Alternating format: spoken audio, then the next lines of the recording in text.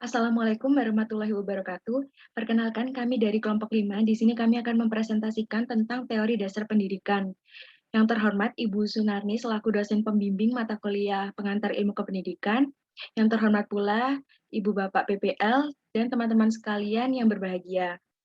Berikut anggota dari kelompok kami, kelompok 5, yaitu pertama Jihan Dewi Nur Aini, kedua Nada Nafisa atau saya sendiri, ketiga Ratih Ulfa Triana, dan yang terakhir Yunita Asia Putri. Langsung saja kita ke pendahuluan. Di sini dijelaskan, teori adalah sebuah sistem konsep-konsep yang terpadu, menerangkan, dan memprediksi. Sedangkan teori pendidikan adalah sebuah sistem konsep-konsep yang terpadu, menerangkan, dan prediktif tentang peristiwa-peristiwa pendidikan. Teori pendidikan ada yang berperan sebagai asumsi atau titik tolak pemikiran pendidikan, dan ada yang berperan sebagai definisi menerangkan makna. Di sini ada asumsi pokok pendidikan. Yang pertama, pendidikan adalah aktual. Artinya, pendidikan bermula dari kondisi-kondisi aktual dari individu yang belajar dan lingkungan belajarnya. Kemudian yang kedua, pendidikan adalah normatif. Artinya, pendidikan tertuju pada mencapai hal-hal yang baik atau norma-norma yang baik. Kemudian yang ketiga, pendidikan adalah suatu proses pencapaian pendidikan berupa serangkaian kegiatan bermula dari kondisi-kondisi aktual dan individu yang belajar, tertuju pada pencapaian individu yang diharapkan. Langsung saja kita ke pembahasan pertama, yaitu aliran empirisme. Di sini kita dapat lihat yaitu ada tokoh yang bernama John Locke. Beliau mengatakan bahwa pendidikan itu penting sekali. Teorinya itu terkenal yang istilahnya itu teori tabula rasa. Di sini diartikan bahwa kelahiran anak itu diumpamakan sebagai kertas putih bersih yang dapat diwarnai setiap orang atau penulis. Dalam konteks ini, pendidikan adalah warna terhadap anak didik. Berikutnya ini tentang aliran empirisme lagi, yaitu istilah empirisme diambil dari bahasa Yunani, yaitu empiria, yang berarti coba-coba atau pengalaman. Sebagai doktrin, empirisme adalah lawan rasionalisme. Oleh karena itu, adanya kemajuan ilmu pengetahuan dapat dirasakan manfaatnya. Maka pandangan terhadap filsafat mulai merosot. Ilmu pengetahuan besar sekali manfaatnya bagi kehidupan. Kemudian beranggapan bahwa pengetahuan yang bermanfaat pasti dan benar hanya diperoleh lewat indera atau empiri, dan empirislah satu-satunya sumber. Pemikiran tersebut lahir dengan nama empirisme. Empirisme adalah suatu aliran yang menekankan peranan pengalaman dalam memperoleh pengetahuan serta pengalaman itu sendiri, dan mengecilkan peranan akal. Di sini untuk memahami inti filsafat empirisme perlu memahami dulu dua ciri pokok empirisme, yaitu mengenai makna dan teori tentang pengetahuan. Yang pertama, filsafat empirisme tentang teori makna. Teori makna dan empirisme selalu harus dipahami lewat penafsiran pengalaman. Oleh karena itu, bagi orang empiris, jiwa dapat dipahami sebagai gelombang pengalaman kesadaran. Materi sebagai pola jumlah yang dapat diindra dan dihubungkan kualitas sebagai urutan peristiwa yang sama. Kemudian yang kedua yaitu filsafat empirisme tentang teori pengetahuan. Menurut orang rasionalis, ada beberapa kebenaran umum, seperti setiap kejadian tertentu mempunyai sebab, sedasar-dasar matematika, dan beberapa prinsip dasar etika, dan kebenaran-kebenaran itu benar dengan sendirinya. Di sini ada beberapa tokoh dalam aliran empirisme. Yang pertama ada Francis Bacon. Menurut Francis Bacon bahwa pengetahuan yang sebenarnya itu adalah pengetahuan yang dapat diterima oleh persentuhan indrawi dengan dunia fakta. Pengalaman itu merupakan pengetahuan sejati. Kata Bacon selanjutnya, kita sudah terlalu lama dipengaruhi oleh metode deduktif. Dari dogma-dogma diambil kesimpulan itu tidak benar. Haruslah kita sekarang memperhatikan yang konkret, mengelompokkan, itulah tugas ilmu pengetahuan. Selanjutnya yang kedua, yaitu David Hume. Empirisme berpendirian bahwa hakikat pengetahuan adalah berupa pengalaman. David Hume termasuk dalam aliran empirisme radikal menyatakan bahwa ide-ide dapat dikembalikan pada sensasi-sensasi atau rangsangan indera. William James mengatakan bahwa pernyataan tentang fakta adalah hubungan di antara benda-benda, sama banyaknya dengan pengalaman khusus yang diperoleh secara langsung panca indera.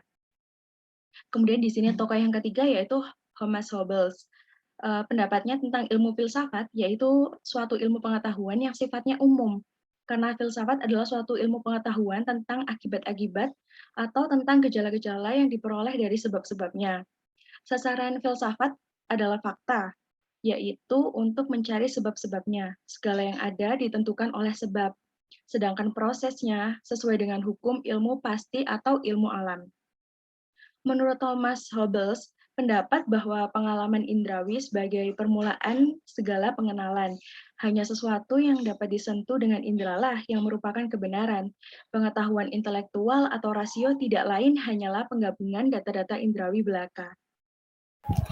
Yang keempat yaitu John Locke. Ia dilahirkan di Rington dekat Bristol, Inggris. Di samping itu sebagai ahli hukum, ia menyukai filsafat dan teknologi, mendalami ilmu kedokteran dan penelitian kimia. Dalam mencapai kebenaran, manusia harus tahu sampai seberapa jauh ia memakai kemampuannya. Ia menentang teori rasionalisme. Menurutnya segala pengetahuan datang dari pengalaman dan tidak lebih dari itu. Akal bersifat pasif saat pengalaman didapatkan. Akal tidak mendapatkan pengetahuan dari dirinya sendiri, diibaratkan ia adalah selembar kertas putih yang diberi warna oleh berbagai pengalaman. Dalam penelitiannya, John Locke mengemukakan istilah sensation dan reflection. Sensation atau pengalaman lahiriah adalah sesuatu yang dapat berhubungan dengan dunia luar. Sedangkan reflection atau pengalaman batiniah yaitu pengenalan intuitif yang memberikan pengetahuan pada manusia tentang kondisi psikis diri kita sendiri. Tiap-tiap pengetahuan yang dimiliki manusia terdiri dari sensation dan reflection. Tidak ada sesuatu dalam jiwa yang dibawa sejak lahir, melainkan pengalamanlah yang membentuk jiwa seseorang. Yang kelima yaitu Herbert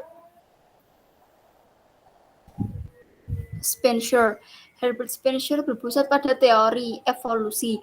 9 tahun sebelum terbitnya karya Darwin yang terkenal, The Origin of Species, 1859 Masehi, Spencer sudah menerbitkan bukunya tentang teori evolusi. Empirismenya terlihat jelas dalam filsafat tentang The Great Unquenchable, itu atau fenomena-fenomena atau gejala-gejala. Memang besar di belakang gejala-gejala itu ada suatu dasar absolut, tetapi yang absolut itu tidak dapat kita kenal. Secara prinsip pengenalan kita hanya menyangkut relasi-relasi antara gejala-gejala. Yang di belakang gejala-gejala ada sesuatu yang oleh Spencer disebut yang tidak diketahui. Teori empirisme. 1. Yaitu pandangan bahwa semua ide atau gagasan merupakan abstraksi yang dibentuk dengan menggabungkan apa yang dialami. Yang kedua yaitu pengalaman indrawi adalah satu-satunya sumber pengetahuan dan bukan akal atau rasio. Yang ketiga yaitu semua yang kita ketahui pada akhirnya bergantung pada indrawi.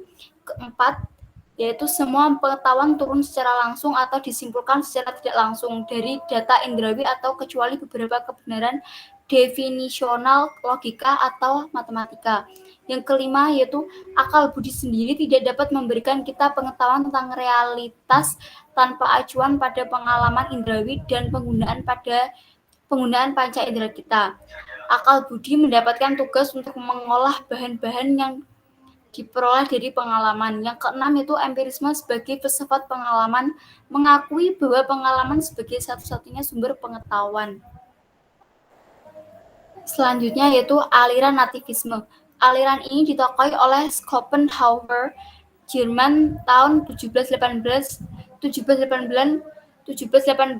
sampai 1860, berpendapat bahwa manusia dilahirkan dengan potensi-potensi yang sudah jadi, sehingga faktor pendidikan dan lingkungan tidak ada pengaruhnya terhadap perkembangan anak. Yang baik akan menjadi baik dan yang jelek akan menjadi jelek. Aliran ini berpendapat sekalipun diperlukan pendidikan, pendidikan tersebut hanya bertujuan untuk memelihara dan mengembangkan potensi yang dibawa sejak lahir. Selanjutnya itu faktor-faktor perkembangan manusia dalam teori ini. Yang pertama yaitu faktor genetik. Adalah faktor gen dari kedua orang tua yang mendorong adanya suatu bakat yang muncul dari diri manusia. Contohnya adalah jika kedua orang tua anak itu adalah seorang penyanyi, maka anaknya memiliki bakat pembawaan sebagai seorang penyanyi yang prosentasenya besar. Yang kedua itu faktor kemampuan anak. Adalah faktor yang menjadikan seorang anak mengetahui potensi yang terdapat dalam dirinya. Faktor ini lebih nyata karena anak dapat mengembangkan potensi yang ada dalam dirinya. Contohnya adalah kegiatan ekstrakurikuler di sekolah yang mendorong setiap anak untuk mengembangkan potensi yang ada dalam dirinya sesuai dengan bakat dan minatnya. Yang ketiga yaitu faktor pertumbuhan anak. Adalah faktor yang mendorong anak mengetahui bakat dan minatnya di setiap pertumbuhan dan perkembangan secara alami, sehingga jika pertumbuhan anak itu normal, maka dia akan bersikap energik, aktif, dan responsif terhadap kemampuan yang dimilikinya. Sebaliknya, jika pertumbuhan anak tidak normal, maka anak tersebut tidak bisa mengenali bakat dan kemampuan yang dimilikinya. Selanjutnya, itu tujuan teori nativisme. Yang pertama yaitu menemukan bakat terpendam yang dimiliki dengan faktor-faktor di atas, maka setiap manusia diharapkan untuk mampu menemukan apa yang menjadi potensi diri atau bakat alaminya. Yang kedua yaitu mengasah kompetensi diri sehingga menjadi ahli. Merujuk pada faktor pertumbuhan anak, maka setiap manusia dapat mengembangkan minat dan bakatnya.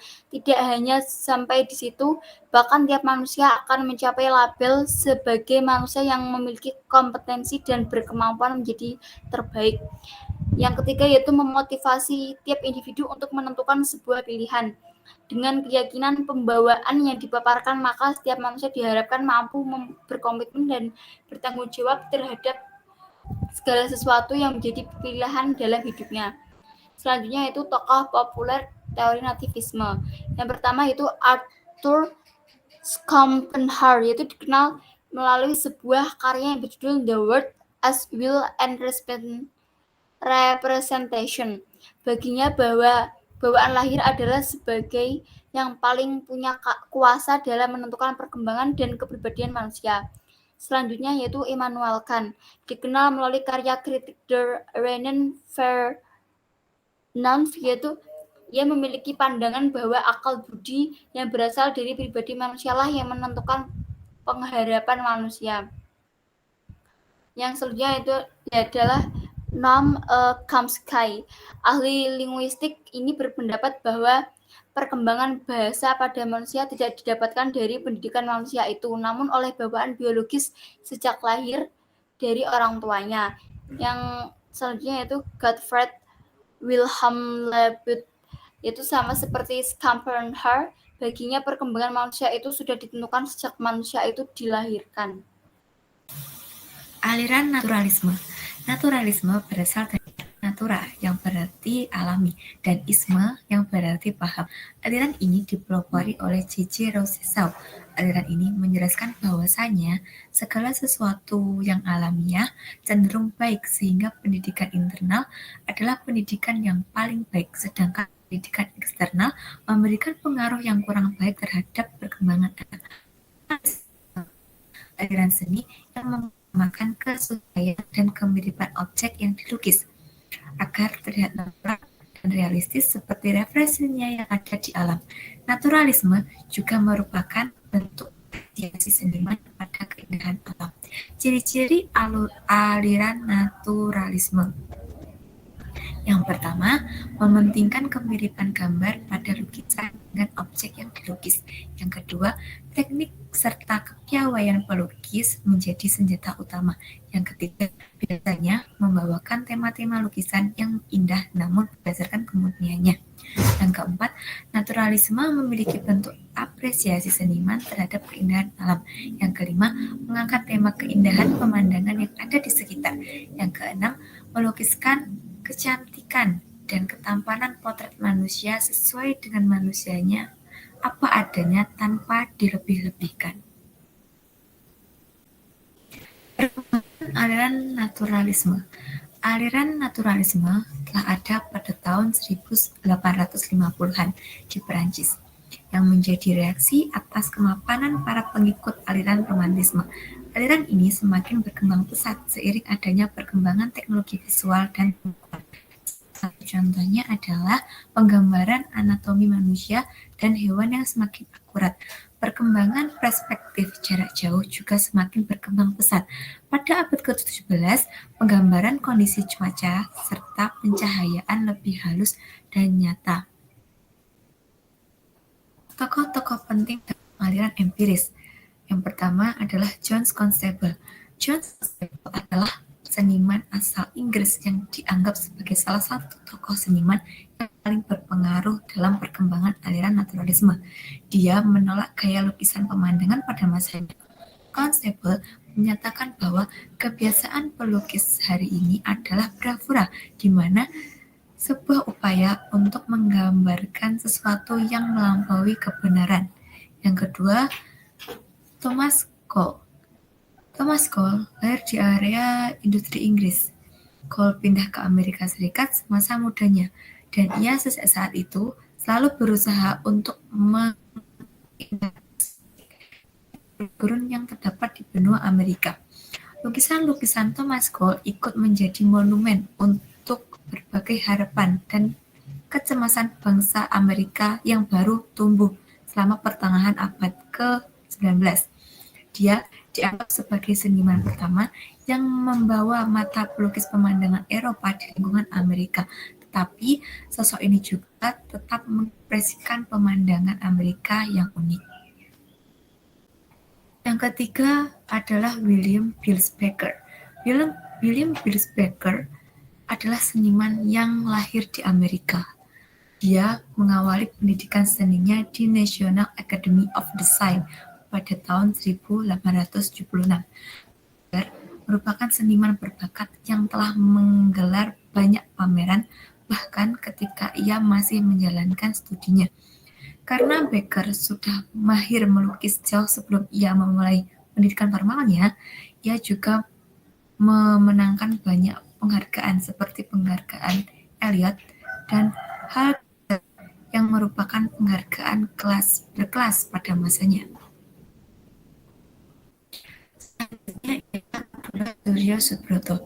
Abdullah Suryo Subroto disebut sebagai pelukis Indonesia generasi pertama yang mendapatkan reputasi internasional pada abad ke-20. Setelah Raden Saleh mendahulunya pada abad ke-19, Abdullah adalah anak dari tokoh pergerakan nasional, yaitu Dr. Wahidin Sudirohusodo. Abdullah Suryo Subroto disekolahkan pendidikan kedokteran di negeri Belanda, namun ia lebih memilih untuk ia adalah ayah dari pelukis Basuki Abdullah dan pematung Suyoto Abdullah. Selanjutnya yang terakhir adalah Basuki Abdullah. Basuki Abdullah merupakan putra dari Abdullah Suryo Subroto. Ia juga ikut menjadi salah satu seniman yang memiliki pengaruh terbesar di dunia seni rupa Indonesia. Abdullah sejak kecil mulai menyukai dunia seni. Basuki Abdullah mendapatkan pendidikan formal seni di Akademi Seni Rupa di Den Haag, Belanda. Bagi Rousseau, setidaknya terdapat 3 asas mengajar sebagai berikut.